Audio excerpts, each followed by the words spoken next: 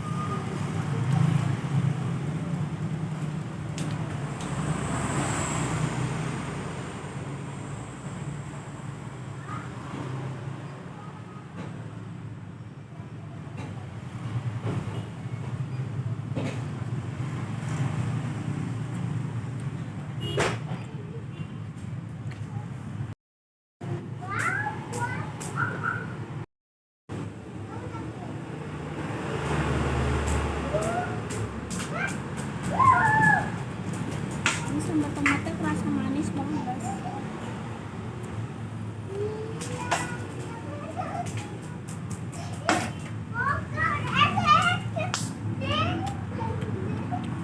Enak kan lembut banget.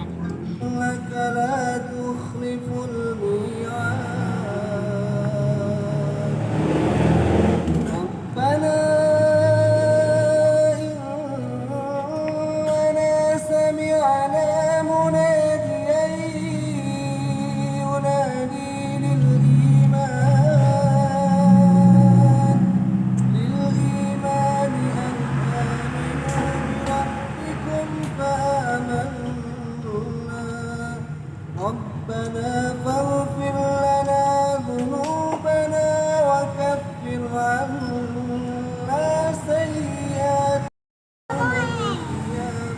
Mana mau ikut sama Kak Amel? إنك لا تخلف ربنا